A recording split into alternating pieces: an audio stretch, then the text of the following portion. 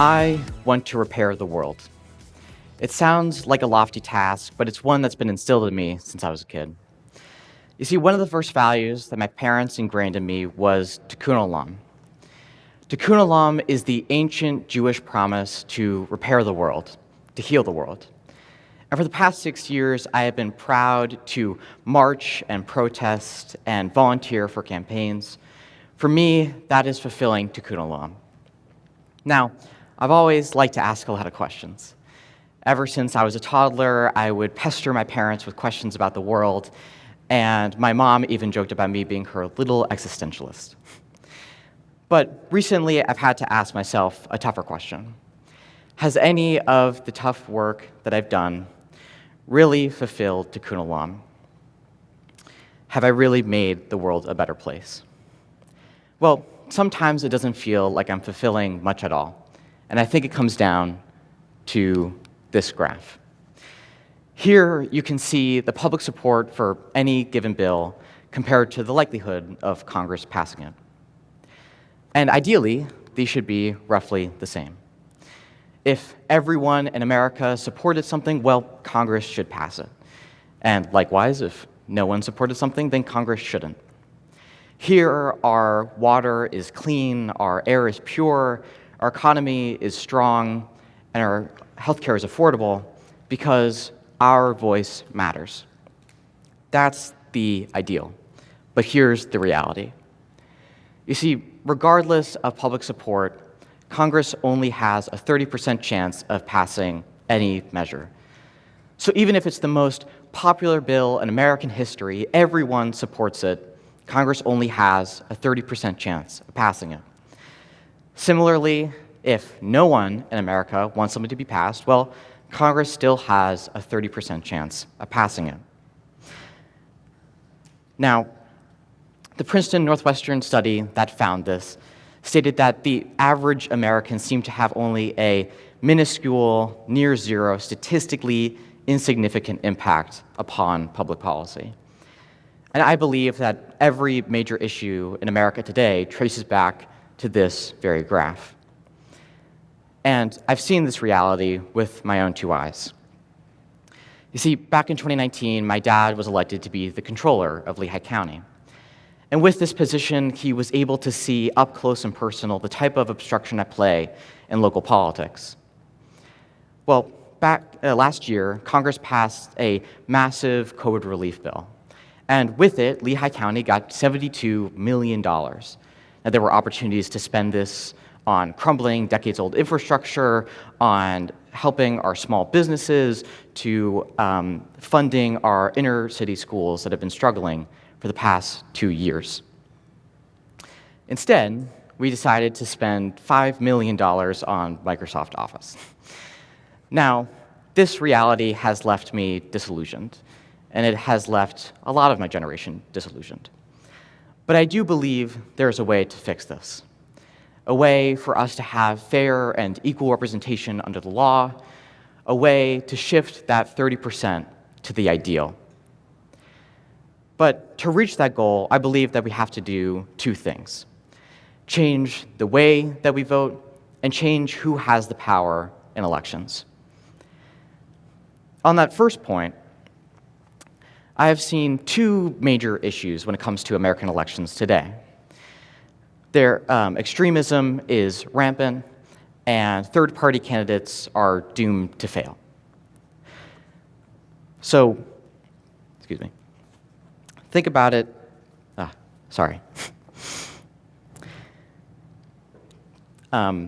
With those two issues, you can think about it this way. We all know the grand debate of iPhone versus Android. I know that I've personally been ridiculed for my choice of Android, but nevertheless, I had that choice. I also had the choice to go with a Google phone or a Moto phone or a myriad of other companies, but regardless, I could make that decision. But that sense of choice is largely eliminated in politics. In the same vein that Apple and Android are monopolies in the market, there are also monopolies in government. So in areas that lean highly towards one party or the other, one monopoly or the other, The party primary tends to matter much more than any real election. In those primaries, a fraction of the voters actually decide to go out and vote, and they tend to be more politically extreme. So while Americans are not very extreme, we are pretty partisan. So when the real election comes around, we tend to vote in extreme candidates anyway. Now, these two issues have perplexed me for a long time. It seems like such a big issue. How do we change the way that we vote? Well, one day my dad introduced to me this silly but interesting video that used different colored sticky notes as votes for different candidates in an election. This is how ranked choice voting was introduced to me. And here's a way that you can think about it. Let's say you really wanted to get a dog, but you couldn't choose between a golden retriever, a pug, and a poodle. So you ask your friends for some help, and you bring them over, and you ask them to rank these three dogs from favorite to least favorite, from 1 to 3. And you look at all of their first choices, but none of the dogs really make a majority. But the poodle was in dead last, so okay. You decide to eliminate the poodle and look at the second choices for the people who chose the poodle. And all of those second choices were for the golden retriever. So you shift those votes over, and now a clear majority of your friends would rather you get a golden retriever, and you have a new best friend. This is what happens in ranked choice voting, but instead of dogs, obviously, you have political candidates. Here, extremism is thwarted, and third-party candidates actually get a shot. We know this because we've actually gotten it done. In New York City, in Alaska, in Maine, and others, they have implemented ranked choice voting in their elections, and it has already revolutionized the way that we interact with our democracy. But they couldn't have gotten those things done without the help of volunteers and the votes from everyday people. So now we know how to change the way that we need to vote. But how do we make sure that our vote actually matters? Well, every 10 years we hold a census. Hopefully all of you guys know that. And with that, states are obligated to redraw political districts, seen here. So if you're a Schoolhouse Rock fan like me, you know that we have 435 US representatives who represent hundreds of thousands of citizens in these districts. But for hundreds of years, those lines have been drawn by politicians, so problems inevitably arose. They tended to draw districts that were favoring one party over the other. They were partisan, unfair, and undemocratic. It didn't seem like your vote actually mattered, and so many people decided not to do it at all. Now, let's go back to that dog analogy. You can't choose between a golden retriever, a pug, and a poodle. But let's say instead of ranking these dogs, your friends instead just have a regular vote. Now let's say the people who wanted you to get a pug really wanted you to get a pug. And so they went to your friends who wanted you to get a poodle, and they convinced them that the people who wanted a pug remained at the vast majority of your friends, that it wasn't even worth the vote. So with this discouraging news, the friends who wanted you to get a poodle decided not to vote at all. So obviously, they lost out. And the pug won in a landslide. So even though that neither the golden retriever nor the poodle was given a fair shot, and even though the majority of your friends actually wanted you to get a golden retriever, the pug won anyway. This is what happens in gerrymandering. Voting is disincentivized, and elections are manufactured and predetermined. So what do we do with this?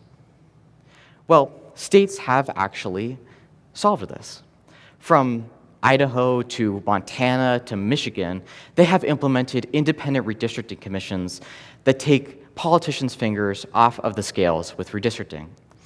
So districts are drawn fair and equally among partisan and racial lines so that everyone has equal access of representation under the law. Now, I can talk about all of the issues in America all day. But, I can talk about all the issues we have in America all day, but frankly, the few that I've outlined here today, I believe, will make or break our democracy and what we do with it. So, what do? How do we implement ranked choice voting? How do we get rid of gerrymandering? How do we make sure that everyone has fair and equal representation under the law? How do we shift that 30% to the ideal? Well, you have to vote. Regardless of the way things are now, we still have power in elections. There are hundreds of elections held across the country every single year that are decided by less than just 100 votes.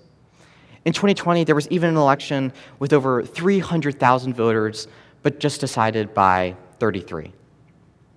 So we do have power, and we, young people included, have to vote in every election to make any meaningful change. So vote in every election. Here in Pennsylvania and across the country, in the vast majority of states, we have elections held every single year, twice for that matter, from township commissioner to United States senator. So in ranked choice voting in Alaska to independent redistricting in Michigan, these things couldn't have happened if people just sat on the sidelines and decided not to vote, or not to volunteer. So there are many great organizations to volunteer for. Fair Vote is an organization that works across the country to end gerrymandering and make sure that everyone does their part and vote in every election.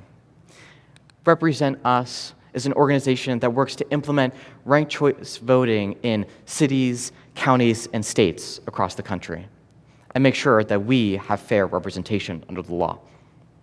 So, look, we have some long-term goals and some short-term goals.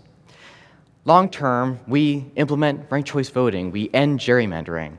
Those are the things that are really going to shift that 30% to the ideal. But in the short term, you just have to scream about it. Tell your friends about it, volunteer for it, and vote to ensure it. So we have a big problem on our hands. Young people today are becoming increasingly careless about democracy. And worse, they're refusing to join the democratic process. So it's our responsibility as a society to fix those threats, to restore faith in democracy, to encourage tikkun olam, and to save the American experiment. Thank you.